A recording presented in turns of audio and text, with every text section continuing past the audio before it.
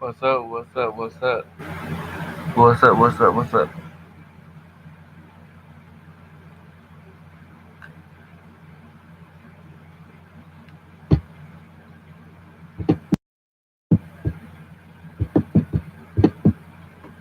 Yo, yo, yo, yo, yo.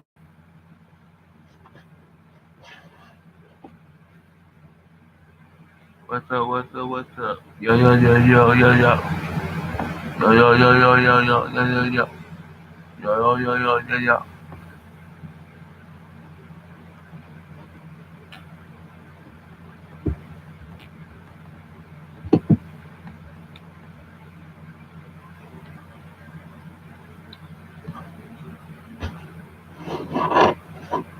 Yo, yo, yo, yo, yo. Yo, yo, yo, yo, yo. Hello, hello, hello, hello, hello, hello. Hello, hello, hello, hello.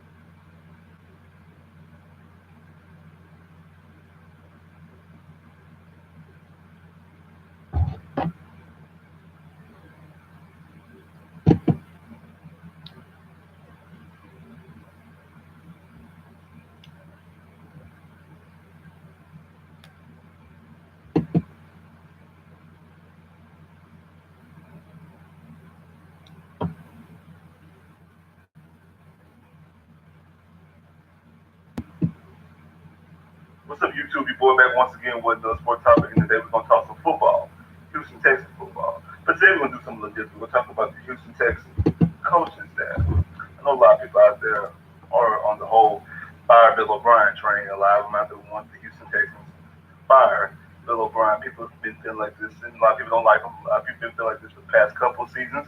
Last season, coming into the season, even though the Texans on a 7 game winning streak by 7-3 leading the AFC South, still get those same calls on the post game show after the game.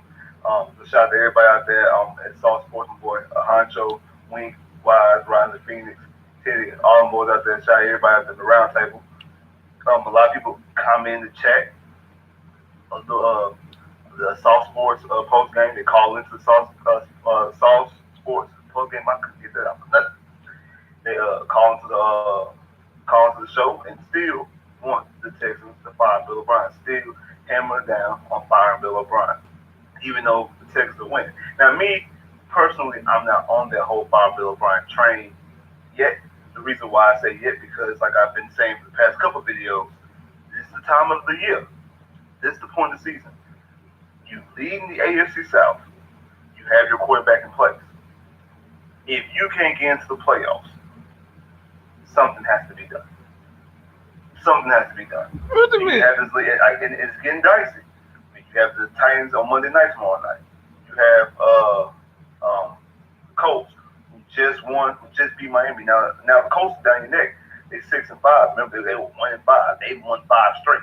You won seven straight. They've won five straight. They're coming down. They protecting Andrew Luck. I apologize to all the Colts fans out there because I was like, oh, the Colts. I wasn't worried about the Colts. I wasn't worried about Andrew Luck. They have done something that I didn't think that they were going to do. This is something I've been saying for years. Colt fans talk to me when y'all can stop the run and protect Luck. Which is something that they can do now. And Brian Gaines, Bill O'Brien, take note. You see how Andrew Luck is looking now that the Colts can protect him. They're looking like an unstoppable machine offensively. But this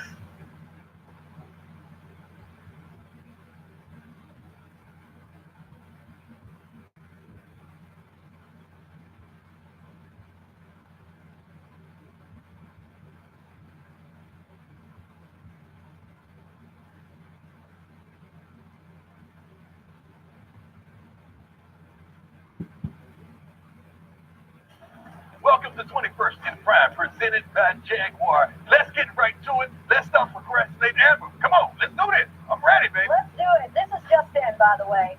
J.J. Watt is still an animal. His 9-tackle, 1.5 sack, and 1 forced fumble performance last night on Monday Night Football was vintage Watt. His Texans have now won 8 in a row after last night's win over division rival Titans. They currently hold the 3rd seed in the AFC, and they have a stronghold now on the AFC South. So, Dion, how much trouble will the Houston Texans give teams in the playoffs? They can play defense really well. The thing that I'm waiting to happen, I love what J.J. Watt brings to the table. Oh, my goodness. And oftentimes when you see right when he gets there for the sack, you see Clowney showing up as well. I just need Clowney to get there first sometimes, not get there right after Watt. Defensively on the back end, they got to tighten up the ship a little bit. They can run the ball offensively. We know they can throw the ball offensively. D-Hop is a grown man. He's a beast out wide, one of the best receivers in the game. And Deshaun Watson, he's playing on the level that he was playing before he attained his injury last season. MVP caliber type. Not Drew Brees got there, all right? But he's in the back nine of the rest of the guys. I like what these guys bring to the table. They could beat anyone in the league right now. And Lamar Miller had a big game, also Demaryius Thomas. So when those periphery players start to really step up, that's when you're ready for the playoffs. All right, the Chargers could be without star running back Melvin Gordon in their huge AFC matchup with the Steelers Sunday night. Gordon sprained his MCL against the Cardinals 2 days ago, and he's listed as week to week. Let's welcome in Mike Garafolo. Mike, this is a team that's fighting for the division right now. What is the plan while he's out? Well, it's going to be Austin Eckler is going to be the plan for the Chargers. You might see a little bit of Justin Jackson, the rookie 7th round pick, but it's mostly Eckler, who's been really, really good in small spurts as a complement to Gordon. I mean, he's been able to run the football over 5 yards a carry, and he's been able to catch the ball over 11 yards per catch. He's got over 30 catches this year, so he is going to be the feature back for them in the way, much the way that Gordon was. I'm expecting, Prime, based on the conversations that I have had, for Gordon to miss multiple weeks here, and it's about 2.5 weeks to that Chiefs game. I don't think he's going to be able to come back on a short week, so I think he's down 3.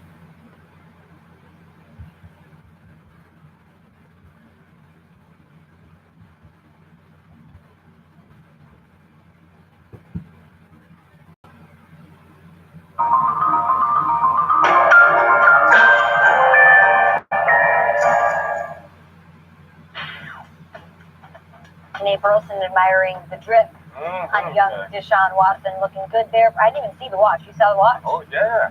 It's kind of like the playoff picture. It's a chain reaction. It is a chain reaction. 8 straight wins will get you into good positioning in this playoff picture. 8-3 with a chance, a legit shot, really, at getting a first-round bye for the first time in franchise history for the Texans. They went out and won Patriots loss, and it is there. So after this 8-game win streak, things are looking good for the Texans. On the other side, you know, the Titans, they beat the Cowboys and the Patriots, and we were super excited about that. Even to start this game, I was like, oh, okay, Titans, we're doing this again.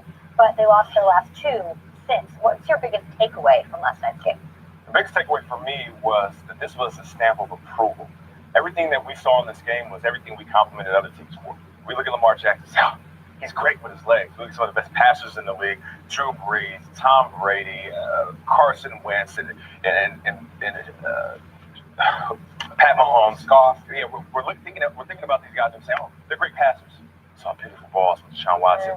We look at some of the best running backs: Kareem Hunt, Todd Gurley, and he was out there running phenomenal. And Lamar Miller, to complement the pass rushes of this league, they were getting after the quarterback. Everything that we thought was going to be good, it was great in this game. And leading up to this game, there were questions about this team. 7-game win streak, I'm not always sold. I feel like they put the ultimate stamp of approval on everything they did, and they won on every level. What do you got, Peter?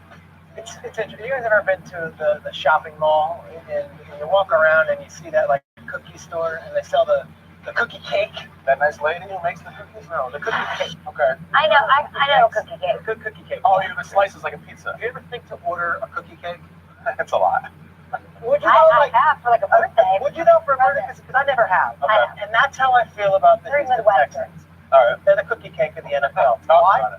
Because if you look at the ingredients, they sound delicious. Yeah. They sound wonderful. Like Nate said, they've got a quarterback who's got bigger wins in his career college and pro than Patrick Mahomes ever has, and bigger wins than Dak Prescott's ever has, and yet doesn't feel like I would necessarily reach for the Deshaun Watson right now. Wide receivers, they got him. Demaryius Thomas, DeAndre Hopkins, on paper, they've got him.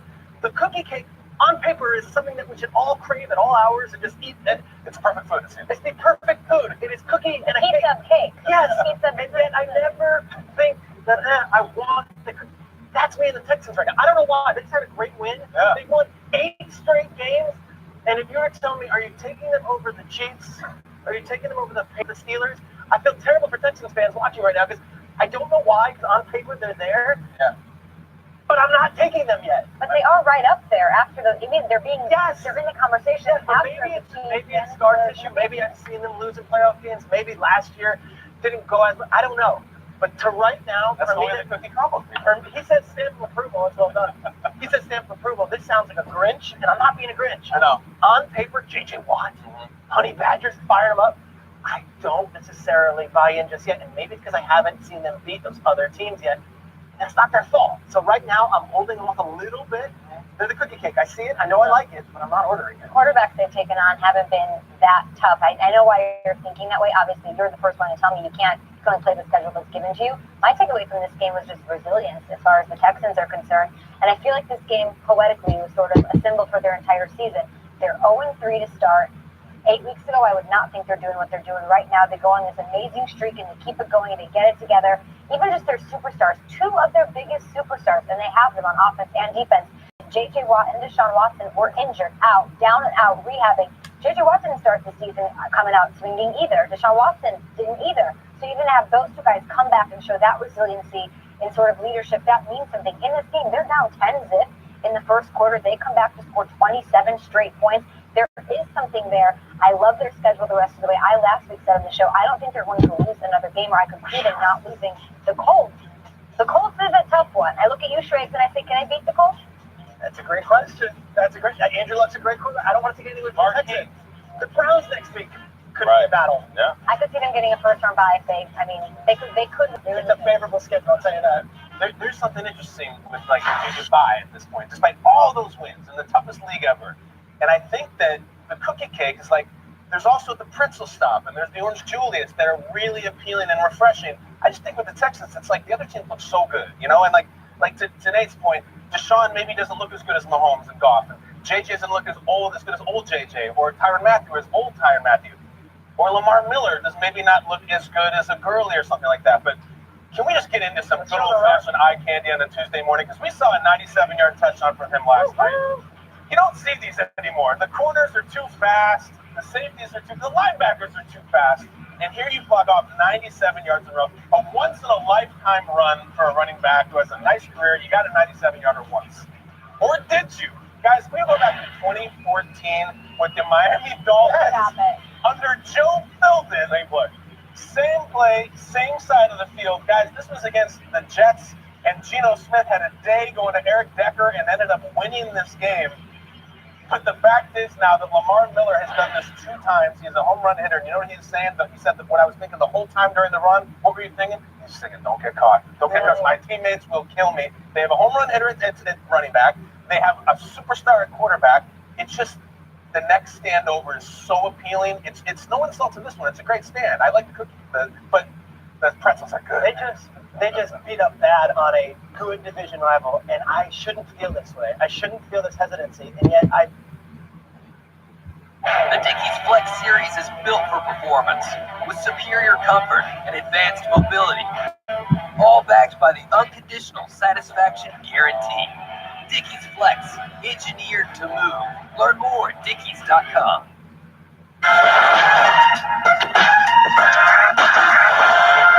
Back here with Coach Mangini, we're talking Monday Night Football. Texans hosting the Titans. Texans beating the Titans, thanks in part to Deshaun Watson. For Houston, it was their 8th straight win. First time in NFL history, team started a season 0-3 and then reeled off 8 straight wins. For Watson, 2 touchdowns in the air, 1 on the ground. Here he is on his team's chances now moving forward.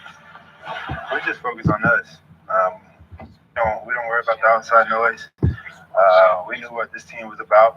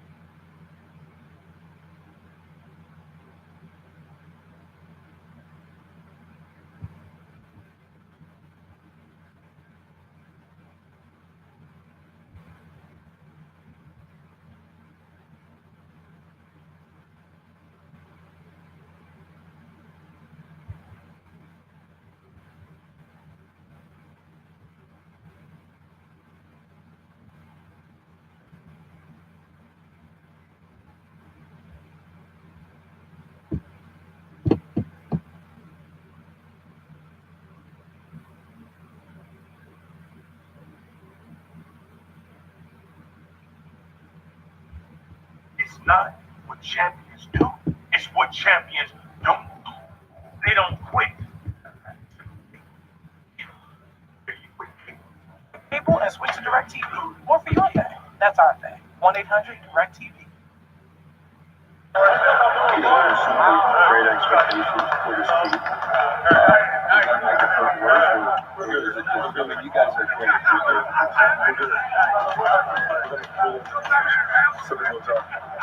Coach stayed positive. He said, "Hey, we just got to work through this again." It's easy. It's still a little bit.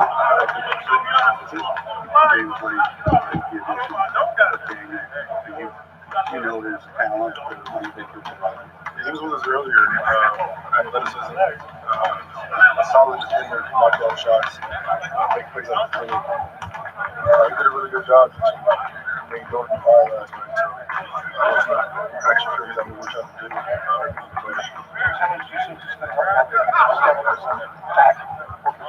Match up, his voice, the way he prepares for the next, things like that. But I definitely like this. I mean, we've been doing it for so many years. He knows his stuff. And so.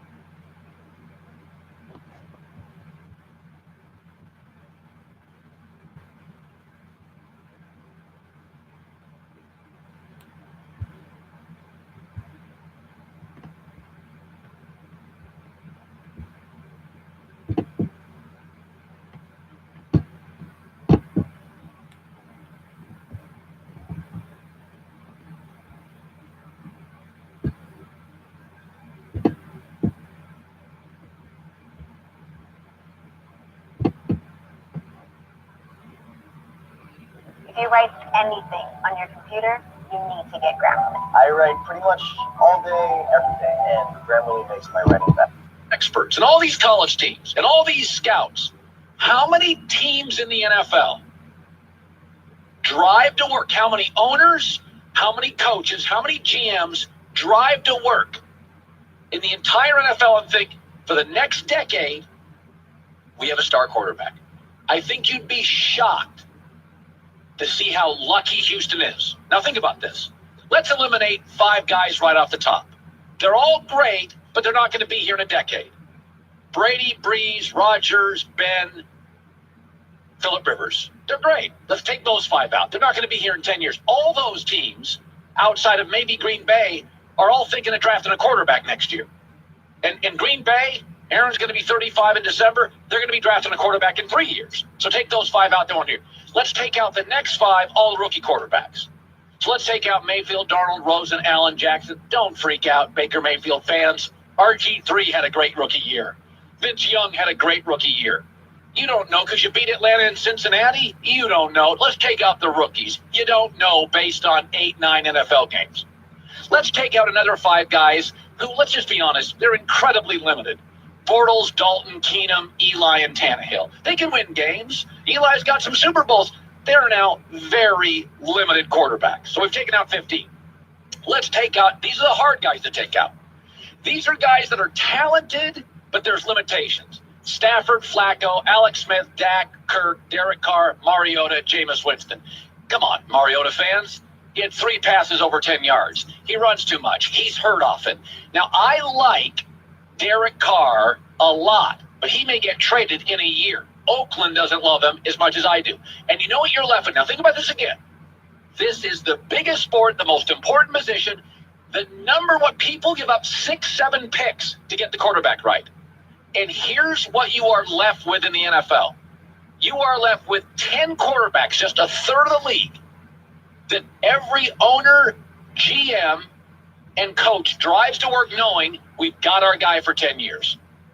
Jared Goff, Russell Wilson, Andrew Luck, Deshaun Watson, Patrick Mahomes, Carson Wentz, Jimmy G, Matt Ryan, Cam Newton, and Trubisky. Now, I like Carr more than Trubisky, but I think people in Chicago are all in on Trubisky. I don't think people in Oakland are all in on Derek Carr, though I prefer it. Just when I'm watching last night, I'm watching Deshaun Watson. I'm thinking, man, Houston, you are in much more rarefied air than you realize. Only 10 teams in this league that for the next decade have their guy at the most important position, and they think we can win a Super Bowl.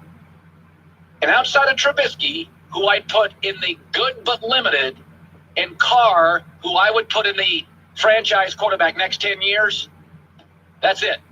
I could maybe add Derek Carr. It is. You want to know why teams give up 7 picks? Deshaun Watson, how good do you feel in Houston? 8-game winning streak. By the way, what makes these guys special, and Jimmy G, what about Jimmy G? You want to know what Kyle Shanahan is in San Francisco without Jimmy G? 2-17. He's got a winning record with Jimmy G. Hold off your cynicism, okay? It is, I was just happy for Houston. I was happy for Deshaun because the NFL's better when I know 10 years, check, I got my guy. It's remarkable how few do. Let me shift to this. We all want to be, I'm not going to speak for Joy, but I think she probably thinks the same way. We all want to be not our parents, right? We all want to be a little smarter than our parents, a little cooler than our parents, a little more successful than our parents, a little hipper than our parents. Sometimes we get around to kids and we kind of like roll our eyes at our parents. We love them. But we look at our parents and we're like, oh, I'm not going to become dad. Oh, I'm not going to become mom. We don't want to become our parents, right? But then all these years later, I look at myself and I'm like, man, I got a lot of my dad's qualities. I got a lot of my mom's qualities. We all become our parents. And Aaron Rodgers yesterday was talking about mortality. And I'm thinking about this. Aaron Rodgers would never want to be compared to Favre. Favre, Southern guy, rigid, Southern, threw all those picks. I'm a lot smarter than Brett Favre. And Favre never thought Aaron Rodgers was his equal. Guy went to junior college, California guy. I think he's better than everybody. They're becoming one another. Yesterday, Aaron Rodgers talked about something that Brett Favre used to all the time on the back nine of his career, his mortality. Here's Aaron. Obviously got a lot more gray in the beard than I did a few years ago. So I know that football mortality catches up to everybody. And you never want to lose a season. You know, we're going to battle the next 5 weeks and put ourselves in a position to be in the conversation. And hopefully it'll be enough. And like I've always said, it's got to get in. Mortality. Win these 5. See what happens. Yeah, but he talks about mortality. It was one of my knocks with Favre late in his career. I'm like, dude, you're like 36 years old. Stop being stubborn and rigid. You're not a grandpa. Learn a new offense. He didn't want to learn a new offense. And I think it's interesting. Aaron's talking about graying beard. I'm on the back nine. They've become one another. Think about this. Let's go to Favre's first 10 years in the league as a Packer, and let's go to Aaron's first 10 years as a Packer. Both have a Super Bowl, multiple MVPs, 9 out of 10 winning seasons, and 6 Pro Bowls. Both have iconic arms, commercials, beloved by the fawning media. First 10 years, same guy. Maybe one's from the South, one's from the West, same guy. But remember how Brett Favre's career ended. And couldn't I make an argument? This is sort of how Aaron's will end. How did Favre's last 5 seasons go? Barely a 500 road quarterback, 3 teams, multiple Pro Bowls, couple division titles, never got back to a Super Bowl. Oh, by the way, kind of flaky. Remember, Favre, I'm going to retire, I'm not going to retire, I'm going to retire, I'm not going to retire, going to held the team hostage. You know, by the way, there were a couple of quarterbacks emerging, Peyton Manning, Tom Brady, who look better. When I look at Aaron Rodgers down the stretch, I think he's going to make Pro Bowls. I think he's going to win a couple division titles. I'm not sure he's going to get back to the Super Bowl. And he's becoming a little like Favre, whereas your fault, coach out, Ty Montgomery out, defense problem. Never want to become our parents. We all do. Aaron Rodgers, first 10 years, all right, Favre's. His last 7 be. will say this. People always say their big difference is Favre threw a lot of picks, Aaron doesn't. But even that's linked. Favre never got hurt because he got rid of the ball early, thus creating often interceptions. Aaron's hurt a lot because he holds on to the ball too long, because he doesn't want to throw interceptions. Even on that, they're linked. And just never forget how it ended for Brett Favre. Brett Favre goes back to pass. He pumps. Now he fires over the middle. Intercepted. I can't believe what I'm seeing right now. It was intercepted by Tracy Porter, near side to the 40, and John Sullivan runs him down at the 47-yard line. You've got to be kidding me. I can't believe what I just saw. Why do you even ponder passing? I mean, you can take a knee and try a 56-yard field goal. This is not Detroit, man. This is the Super Bowl. Paul Allen, my favorite radio call ever. It is interesting, though. What we try to avoid, we often become. Favre and Rodgers, to me, first 10 years identical. Will the last 7 or 8 for Aaron? It does appear he'll have a new coach and a new start in about 4 months. Coming up next, Baker Mayfield doubles down. Rabbit ears, social media. Go, go, go, go, go, go. Gotta keep on running. Can't keep looking back. Gotta keep running. Keep running. Oh, man, she's never gonna get out. How far can these Texans go? I really believe they can be by the end of the year. A lot's going to be predicated where that game played. New England has the tiebreaker over them because they beat the first game of the season. Yeah, so if they end with the same record, obviously, doing the Patriots win that head-to-head matchup, we have to go to the league. Could they beat Pittsburgh? Yes. Could they beat New England? Yes. San Diego? Yes. Because I think the thing is, I believe they can score because all those teams can score, but I don't think any of those teams can really score like Kansas City. And the question is, if you take Texans outside of that building, fast turf, controlled environment, are they still going to be able to generate that same pass rush here in the cold? Because we know one thing, it's going to be cold in Kansas City in January, it's going to be cold in New England in January, it's going to be cold in Pittsburgh in January. And for the most part, they're going to probably have to go on the road, at least in New England and in Kansas City. But the way they rush the passes here, with J.J. Watt is healthy. Jadeveon Clowney, they line him up all over the field. They'll let him be off the ball. He'll hit the A, the B. He'll come around the edge and do a lot of twisting with Mercer. And then all of a sudden, they got a D tackle who had no sacks coming into the game. Now he has 2.5. Coming. Yep.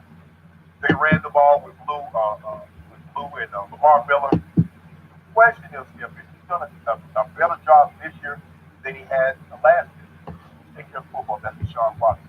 Now, he had this problem in college, which is turning the ball over. And they've done a better job of him, like, look, everything doesn't have to be a big play. If we manage the turnover, we have the type of defense that'll keep us in every ball game, and then maybe you can win it for us in the end. But Skip, I believe at the bare minimum, they should be able to reach the AFC Championship game. I believe they can beat every team because I think the defense is good enough. I just don't believe they can go to Kansas City. Kansas City. The team I watched last night, maybe I'm overreacting.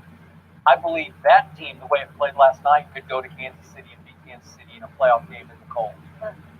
That team has firepower everywhere.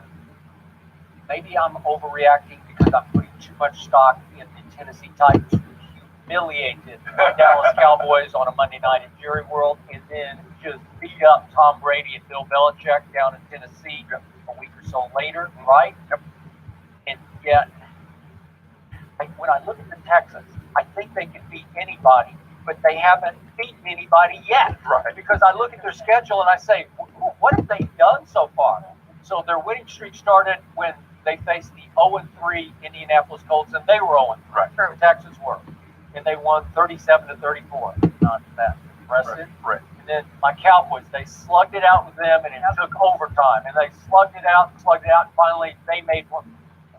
made one play thanks to Deshaun, and it wound up in overtime, 19-16. And Buffalo, Jacksonville, when they were flipping home, Dolphins, your Broncos, 19-17 at Redskins, they barely survived. Broncos ripped the game-winning field goal. They missed the game winner, and then took Alex Smith before he got hurt on a pick six, the wrong into the end zone. They got returned 100-some yards.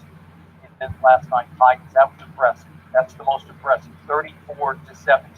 Can we talk about the defense? Marcus Mariota went 22 of 23, okay, for over 300 yards and two touchdowns. Yet on any given play, I see a guy that you have sometimes called back a couple of years ago as the best single player in all of football, J.J. Watt. Yes. And there are nights or plays when I look up and say, that might be the best player in all of football. Last night, okay? But when does he get cranked? He got cranked last night, maybe because of the passing of their owner, God rest his soul, but it seemed like JJ was emotionally cranked up. Ja'Day did last night, not so much. I didn't see him or feel him last night. All of a sudden, Christian Covington comes alive, but merciless. That they should have the best pass rush, certainly in the AFC, right? Up there with the Rams. Should it be up there with the Rams? Yes. So, you know how much I love Deshaun Watson. He looked as good last night as I've ever seen him look in pro football. And we know what he did to St. Nick's defense twice, right? Those two national championship games. He is clutch. He is a big game, big stage, big play maker. And last night, he did it with his legs occasionally, and then he did it with his arms. And I got to tell you, I know he came off the ACL rupture, but last night he looked the strongest and healthiest yet. And his arm, I thought in college, was just a little above average. Last night, he threw some rockets where I said, wait a second, his arm is getting stronger. Yeah, that throw, that the second touchdown to defense on the move. That's Rodgers in. I don't know if we have the deep ball through that missed Hopkins deep, but he threw it 70 yards in the air, and I said, I didn't think he had this in it. And the thing is, Skip, if you look Wow, at it, here we go. Here's his deep ball. Watch this. He just launches this. That's like effortless launch, and he overthrew it by a couple of yards. But I didn't think Deshaun could do that. Whew. Okay, so that. Go. Gotta keep on running. Can't keep looking back. Gotta keep running. Keep running. Oh man, she's never gonna get out. That's the guy. He's got all the right intangibles to go win a playoff game on the road. Right. But the defense, all those guys are going to have to get cranked to play at their highest level. Yeah, the playoff, yes. Okay? And I'm not sure they can. They're sixth in sacks in the league right now. That's not what they should be. They should be terrorizing and dominating, and they don't. And Skip, when you look at it, I think the addition of Demaryius Thomas, because clearly with the Texans, he'll be the number 2 receiver, which means he'll get covered by the second and third corners. He should have a field there because DeAndre Hopkins is still going to get the corner all the attention.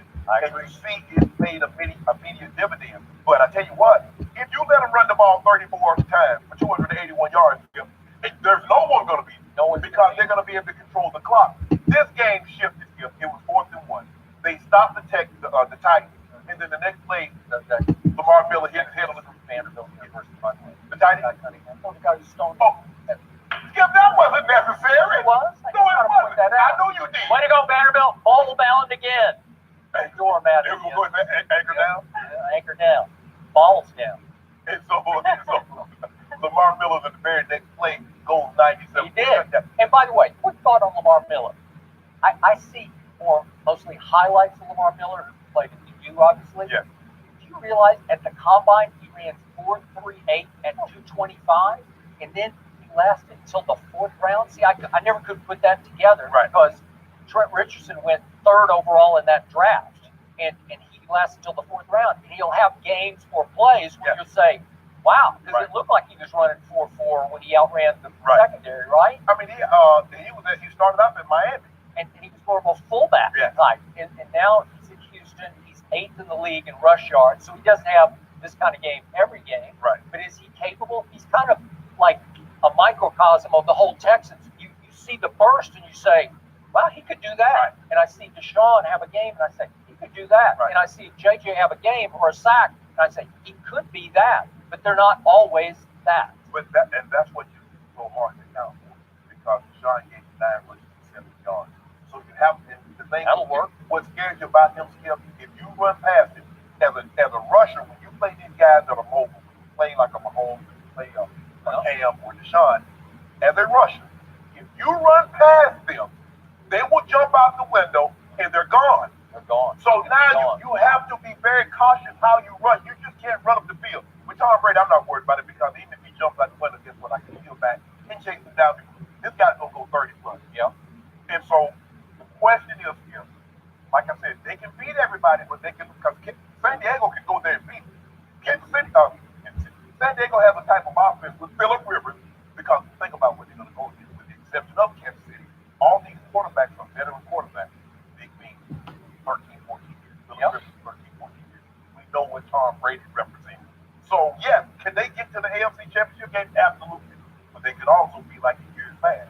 What it done. You get the right matchup on the wrong day. I agree, but this doesn't feel like a one and done.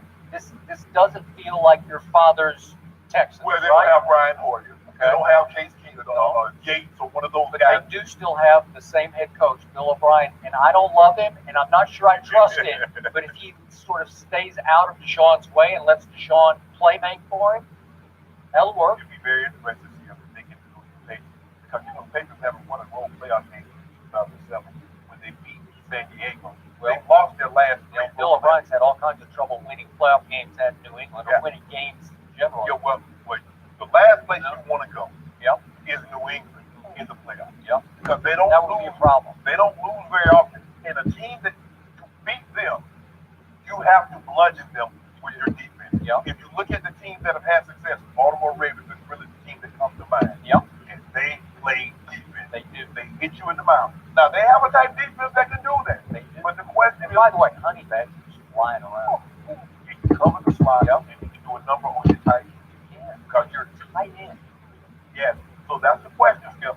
But when that temperature gets down to 10, 15 degrees, you still don't want to put your hand in that dirt to come up. I don't know. Not sure. This team is the X factor in an AFC playoffs that are the most fascinating I can remember in years. Where it's loaded with X factors, like what are they going to do? Because in the years past, we get to the AFC, it's New England and everybody else. Right. Now it's not like that because we're talking about other. Okay, San Diego can do some damage. We know with the Steelers because they have a high-flying offense. Kansas City, but you can't count the Patriots. In years past, the Texans and the Bengals were just fodder, right? Yeah, they were just first-round fodder, one and done. Or unless they played each other, then somebody had to win and go for it. Correct. Right? Yep. Interesting. You mentioned the Texans and who they beat, but first team in NFL history to start 0-3 and then win 8 straight. So still pretty good. History making. All right.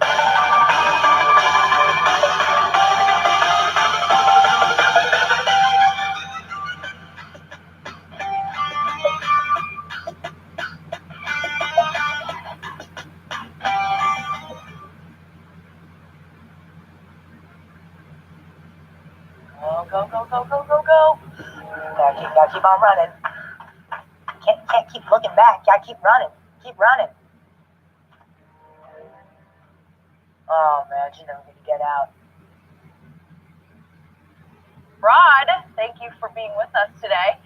When you look at Aaron Rodgers, is he to blame for the Packers' struggles this season? He's partial to blame. I mean, quarterback gets too much. They get too much credit when you win, and they get way too much blame when they lose. And you look at Aaron Rodgers and what he's done for this franchise. This guy's going to bring in. And has he had a great year this year? No. We talked about that third and one throw a couple weeks ago. He had that second and one throw. He threw the ball in the dirt again, and he missed it. Devontae Adams in the end zone again. But that's not him. That defense is not great. And the same thing that it's kind of like Big Ben. The same thing I love about Big Ben is I hate about it. The same thing I love about Aaron Rodgers, I hate about it because he's always trying to make the big play. He's always trying to make that splash play. So he held on to the ball a lot more than normal. Then when he was younger, he can get away. And he did get away.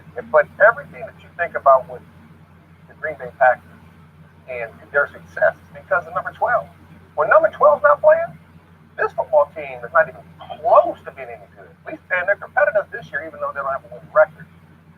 I think the most of the blame goes to the head coach, Mike McCarthy. Mike McCarthy, this has to be a choice to me. Is it Mike McCarthy or Aaron Rodgers? Where are you going to go with this? Because, I look at the history of them playing. The system hasn't really changed. It hasn't changed. But Aaron Rodgers made that system work. Well, the system's not working now. Even though Aaron Rodgers still has some great games, he has some tremendous throws in and out of the pocket that we see no other quarterback in the National League can make. That's the one common denominator is the head coach. And he's supposed to be this offensive genius, and I just don't see it. And I think they have to make a decision. It's going to be Aaron Rodgers, which I would say with Aaron Rodgers because this guy is an elite quarterback comparable to the head coach. I agree with everything you just said. I think Mike McCarthy is going after the end of the season. If I just believe Aaron Rodgers has lost confidence in Mike McCarthy, and he has not evolved. Because if you look at Andy Reid has evolved. Andy Reid is not calling the same plays in Kansas City as he called in Philly. Because it's a time of a change. It's more open set, it's get the ball out quick. And sometimes Aaron, because he wants to get the ball out so quick, he's throwing off that back foot, the ball nose dive, and he goes to the first. Because Aaron can't rely on his defense, if he doesn't have a defense that takes the ball away, he doesn't have a defense that stops and can stop people. See, I'm not so would it have made a difference if he makes that throw to Devontae Adams and makes it a 3-point ball game? No, because guess what? He couldn't get the ball back for him anyway. Minnesota got 2 first downs. You ready to clock out? Make them momentum. It's a 3-point game. 3, 7 doesn't matter. Because if he gets the ball back, it's like a win for Minnesota that they kept him out of the end zone. No, what they got to do for Green Bay's defense? Maybe fires them up. Maybe they make a play. Exactly. See, that's what thank you for making my point. I know you. We're great. We're great. We're together. Look, Aaron has 20 touchdowns and one interception. But it doesn't feel like he's had that type of season. It doesn't feel like the season that we've seen from Aaron Rodgers in the past, where he's been spectacular basically for games. Now this year we've seen him great in stretches, and his stretches of being great can't overcome the inconsistent and inadequate play from the defense. That's the difference in the ball game. There have been now, if he's not 300 plus and 3-4 touchdowns, they don't win. And that's a shame. That's a lot of pressure, even on someone making that kind of money, to have to be that great all the time. And even the guy that you said was great can't be great all the time. Tom Brady, he can't be great all the time, and sometimes you need your defense to bail you out. With Aaron Rodgers, bro, I hate to tell you, over the last 3-4 years, your defense hasn't and won't bail you out. But I believe Mike McCarthy is gone. Aaron Rodgers will get some coach in there and watch it take off. So the only thing I agree with both of you on is Mike McCarthy is out. He is dead in the water. The GOAT, as you call Aaron Rodgers, needs a scapegoat, and Mike McCarthy is going to be the scapegoat. And there was one point last night where Mike McCarthy was not in the best shape in the world. He said about the clock started. I thought he was about to blow a gasket, man. I mean, he just on hyperventilate, right? Urban Meyer does. So he probably needs to change the scenery. He needs to go somewhere else. But by the way, there were years when I would talk to people around the league. I'm going back 6, 7, 8 years ago, and Mike McCarthy was regarded as one of the top play callers in the business. Okay, has he lost his fastball, lost his way? Does he depend too much on Aaron's arm as opposed to creativity and game planning? Does he just say he can pull off anything at any point? Maybe he does. But to me, again, he has set the bar the highest you can set it. He says this is the greatest quarterback in the history of football, greatest thrower of the football. So I'm putting my bar way up here, and he's way down here this year. Go. Gotta keep on running. Can't keep looking back. Gotta keep running. Keep running. Oh man, you never gonna get out. In his performance, by his standards, he's had a miserable year, and by his standards, he had a miserable game last night. And again, it comes down to those clutch plays, those clutch throws. Where if you make those, I don't know, maybe it's a different story. If you make the one throw at Seattle, maybe it's a different story. To your point, he goes wild low and then wild high. He throws it in the dirt. I don't know what's going on with him. He's looking to me, and I know this is blasphemous to say, he's just looking a little gun shy to me. And I know he didn't have Bakhtiari for much of the second half as left tackle, but he's starting to look like he's losing and a little nerve and a little stomach for just standing in there and facing the rush and taking a shot and delivering the football. And he used to try to make splash plays, but this year he's not trying to make splash. He's going to shatter his all-time record for just throwing the football away. Is it to avoid sacks or to avoid interceptions? I don't know, but he just throws it away. He's got the quickest trigger now, and even when somebody's open, he's feeling it, he's seeing it, he's feeling the rush, he's seeing ghosts, and it's quick trigger. And it's off the left foot, it's off the back foot, it's falling back. The footwork is horrendously bad, maybe because the knee never came back right, maybe because he doesn't trust his legs to get him out of harm's way anymore. I just don't, nobody loves to get beat up in the pocket, but especially him. Makes a lot of money from State Farm commercials. Stop talking Well, about he does. He needs to fire his agent. That guy's a bad agent. That Gabriel, he's terrible. But especially taking a bad jump in his pastors. But here's the thing. If Rob's point is that he's still holding the ball, so he's still trying to get those big plays down the field. Is he? I don't even know if he's holding the ball. I just feel like he's flinching. I mean, he's getting sacked at a very high rate this year. He is taking a lot of hits. He's done that the last several years. Now, if you think about the Green Bay Packers and when they've been good, they're not running game. Think about all the running backs that come through there when they're winning football games and winning Super Bowl. They haven't had a running game. I can't remember. I remember the last time they When had a Aaron running game. Jones just rolling, man, he runs through brick walls. I thought early they were going. I know, I got it. But early last night, I was thinking Poyer runs hard. He was carrying people with him. And as bad as we want to talk about Aaron Rodgers, let's just give Mr. Cousins credit. And I've been very critical of Cousins, saying that he's not that guy. Listen, throw for 300. They brought him here for one reason, because they said he was the missing link for this football team to get them over the hump to win games.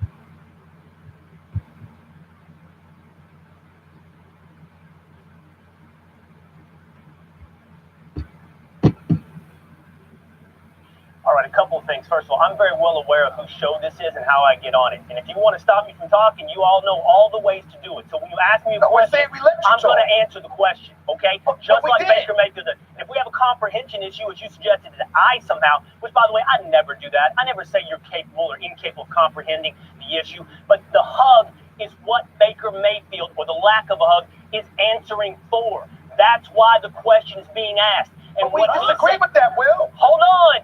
And what he's saying is, it offends his competitive nature for you to be in our locker room, to sell us on your vision, and then to go across the sideline, go across the other sideline. Will, hold on, Max, I swear to God, man. You made this point 5 times. How do you Max, answer this? Of all the people to me about repeating you and I are on themselves. the same side of this issue. Calm down. How do you answer to the fact that everyone keeps bringing up that he was fired?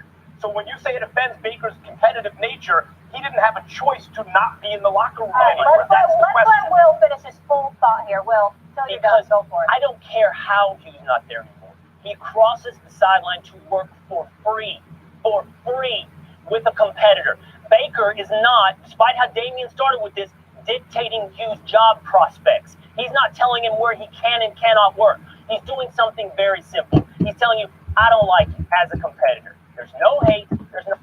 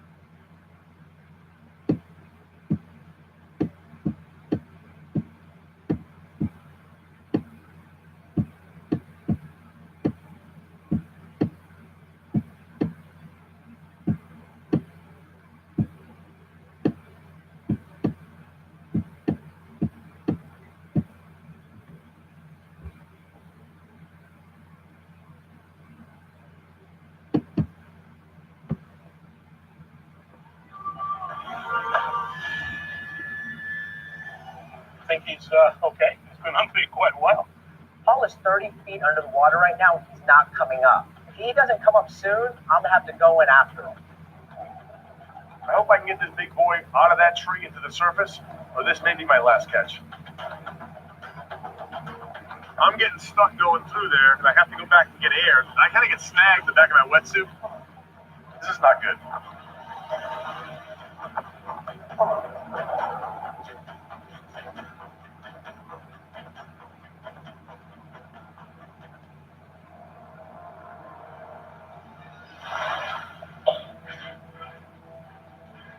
Now I got to tie with 2 nooses to the tree. But they're not good. You said you got a tie to the tree, though? Yeah. Why don't you just pull the tree out? Come on, your hand. I don't do water. Sorry. Thanks.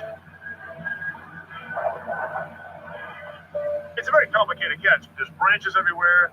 I don't want to lose the gator. I don't want to stir the bottom up. I ended up going down, weaving my way through and pulling the gator out from under the tree. I couldn't pull him up through it because it was just too many branches. So I had to go down and kind of like ease my way by the gator and then pull him out. He ended up shaking that first noose. And I was able to pull him out from underneath the tree and he just went off like a bomb.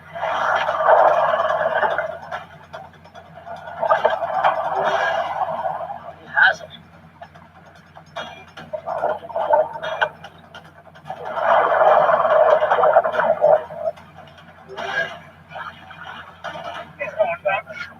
Watch yourself.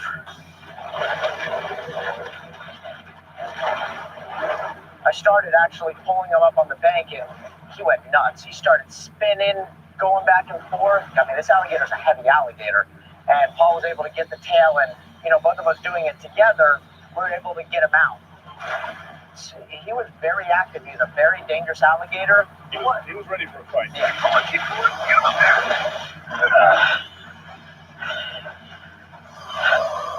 Keep going.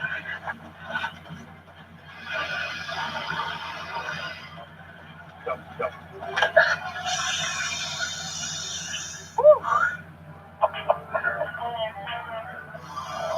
It's a bad dude, man. Wow. Wow, he's big. Now, how big do you think this guy is? I bet he's close to 9. Yeah. Really? He's a good boy.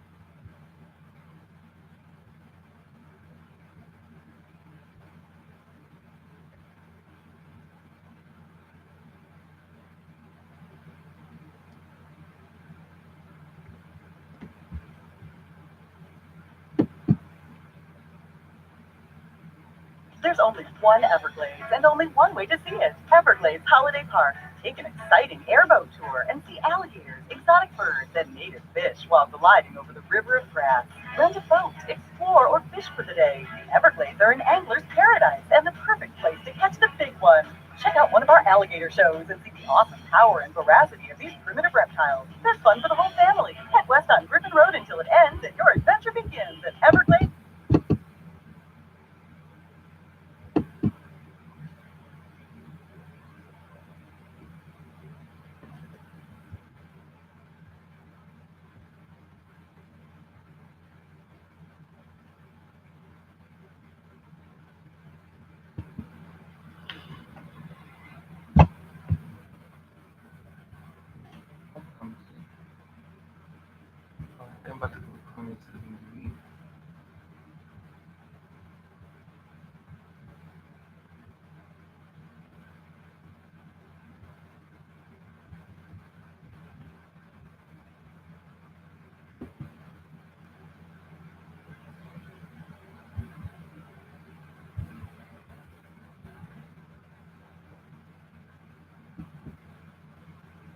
Hey, the Dallas show sold out, so we added a second show. Got 2 shows. Getting sharp burger. Shade right there, man. It's gonna be a little bit of Twilight action. I'm gonna go behind. Him, man. Yeah, man. Yeah, let me take the seatbelt on. There's more shade right there. You just passed. There ain't no shade over there. A little bit of shade. There ain't enough shade. I need a whole lot of shade. You need some shade on no sun shining all up in my face. Got the burgers right here, man. It's gonna be some shade. Y'all have it behind this building. Yeah. It's gonna be all kinds of shade. All kinds. Damn burgers are strong smelling. Yeah, it smell good. Yeah, I can smell. So I can smell the bacon, and I can smell the onions. I can smell the meat. Yeah, man, that's shade right there, man. I can smell like the shade right there, man. Oh man, it's in the red zone, man. You can't walk right there, man. Right here, man. All kinds of shade back here. All kinds of shade right here. Don't you remember what's behind here before, man? Walk right here, man. Shut up. Hurry up. Man, look at all this damn shade we got going. Here, park the car, man.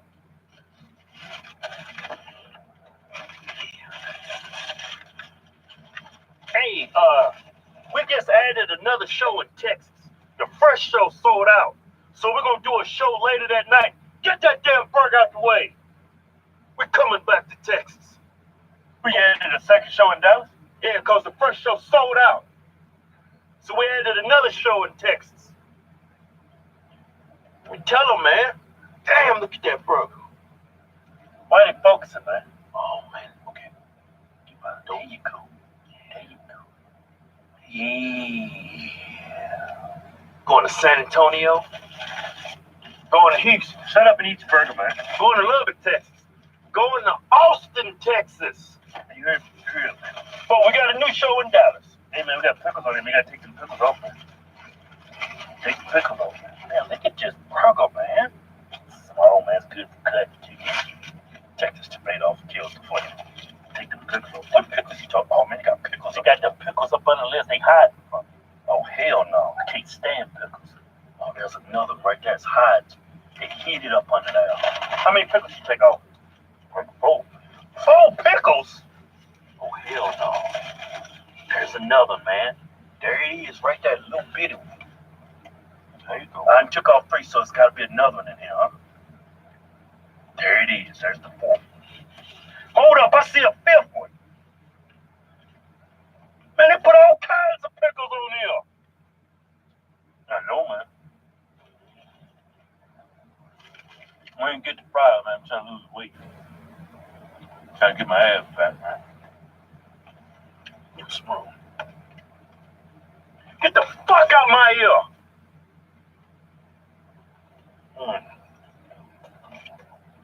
Man, you know you can't cuss in the videos, man. Big bit.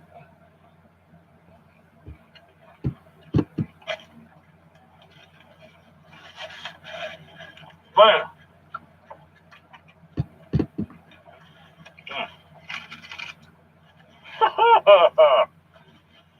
That is a tasty burger.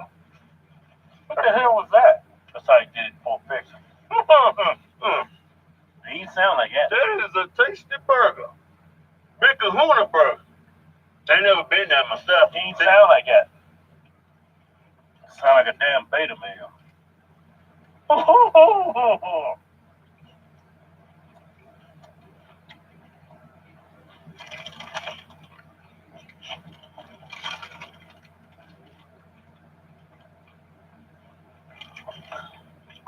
Too much steering wheel action. There you go. Got that steering wheel in there. I don't like that. Give me some damn air time. All that damn wood grain action.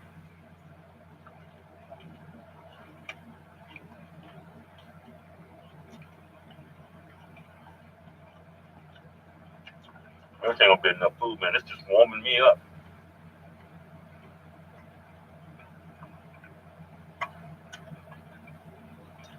Hey, man, I'm gonna tell you one thing, man. You need to chew with your mouth closed, man. I be editing these videos, man. You be chewing with your mouth open. It's disgusting. Hello. Have some damn respect. Don't be doing that. You do.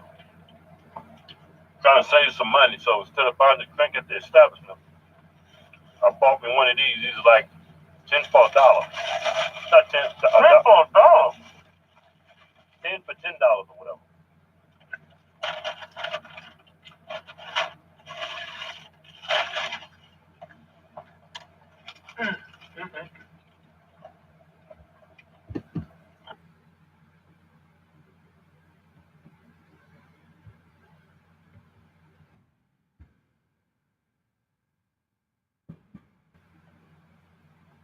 The Groupon app is amazing. Slow down.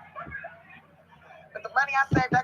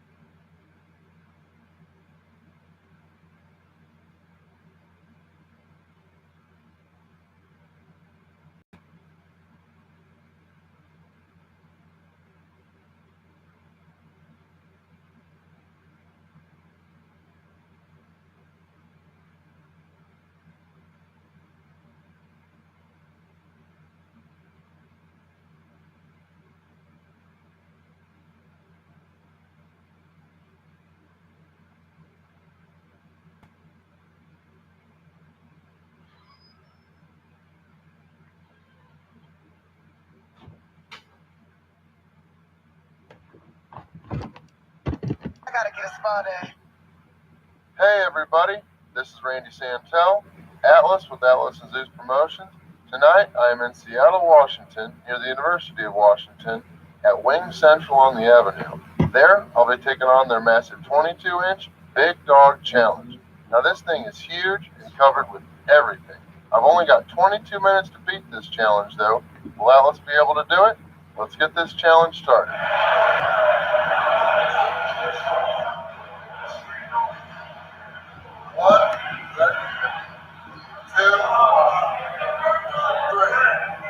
The Big Dog is a 22-inch hot dog smothered with chili, cheese, onions, and jalapenos, all served on a huge baguette that's used as the bun.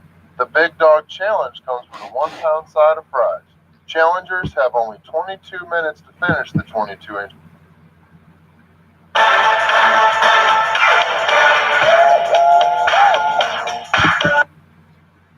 Another crab, along with 8 pieces of cheese.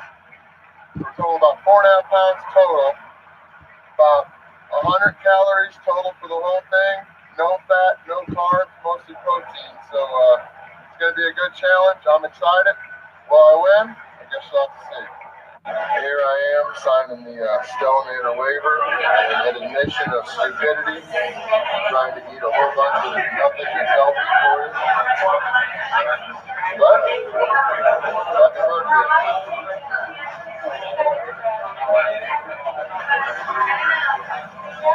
Randy is about to eat the biggest burger I've ever seen. Happy birthday, Randy. Most people eat cake.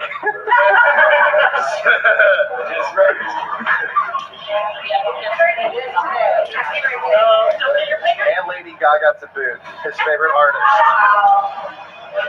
That's how we do things. Yeah, well, I can't imagine doing it any other way.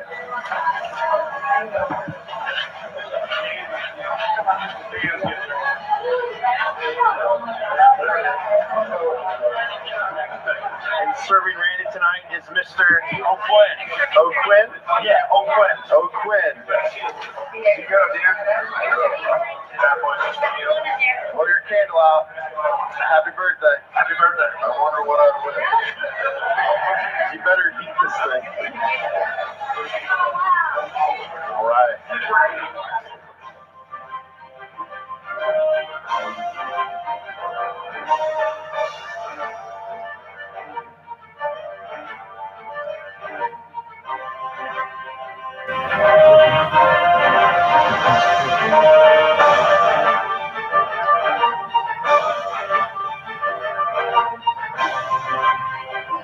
Our next competitor in the red tank top,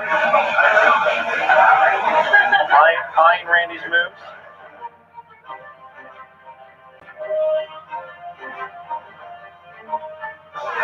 Randy's competitor warming up for the contest, eating a popsicle. No fear in this young man's eyes. See how he crushes the fries into a skee ball form. And then dominates it.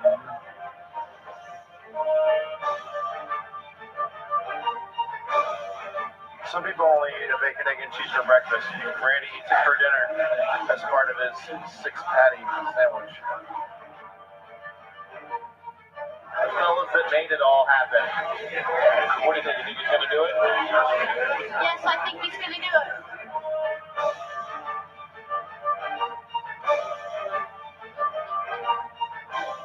Here's Gene. Yeah. Looks like it's going to be a done deal, babe. Only winner so far. That guy. Shane.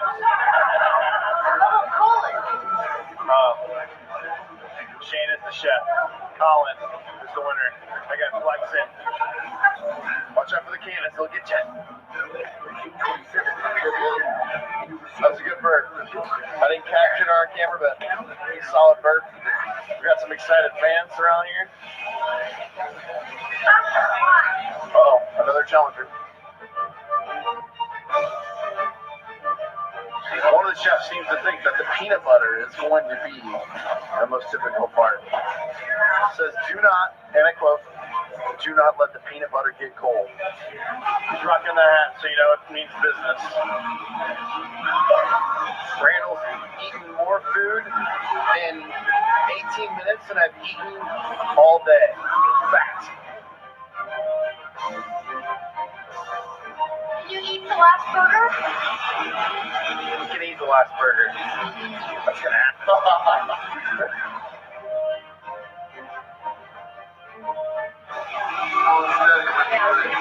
That's what they say. I've never seen a turtle win a race, though.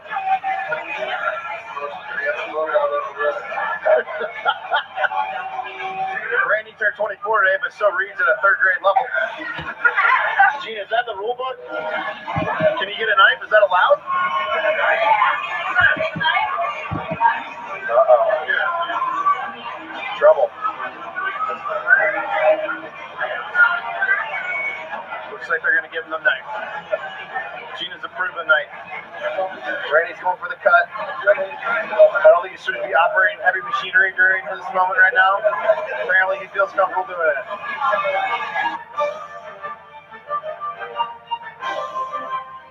Even the cooks have left their posts to watch.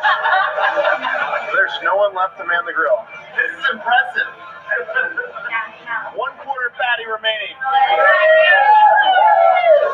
Half the place is impressed. Everyone else is busy eating their own burgers. For his birthday! There it is.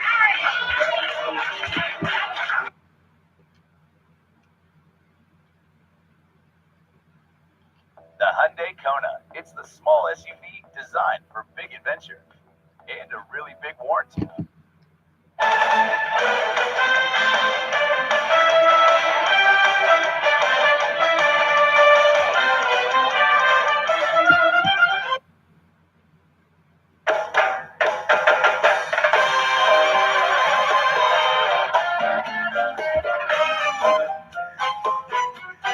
It's 19 minutes. Let's get this damn thing down.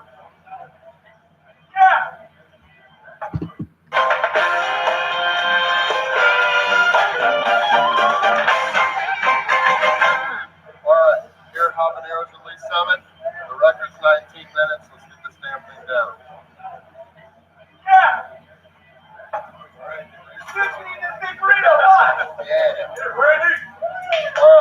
1, 2, 3. Habanero 747 Jumbo Jet Burrito Challenge is a massive 2-foot-long, 5-pound burrito filled with beef, chicken, pork, refried beans, rice, mixed cheese, and it's all topped with red sauce, mixed cheese, lettuce, tomato, and scallions. Challengers have only 30 short minutes to finish the huge burrito. Successful finishers get the burrito free, a custom challenge t-shirt, and they get their picture up on the Mission Accomplished Hall of Fame. And if you can't finish the challenge, it's only $18.95. Previously, only 3 people have been able to beat the challenge with a record time of only 19 minutes. Was Atlas able to beat the Jumbo Jet Burrito Challenge and smash the record? Continue watching to find out.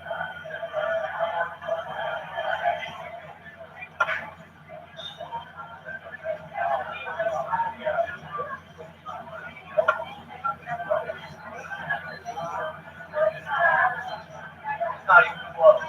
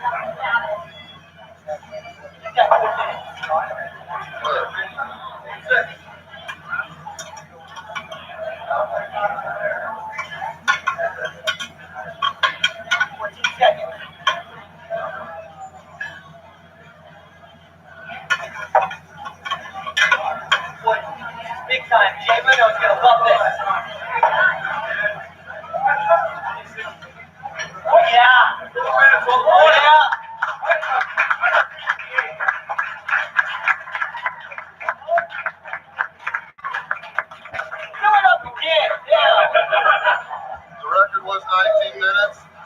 Right at 4 minutes, I think we beat that.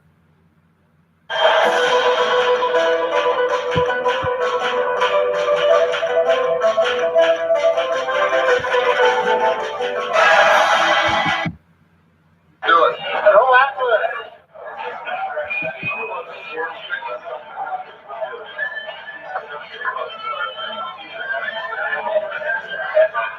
All right.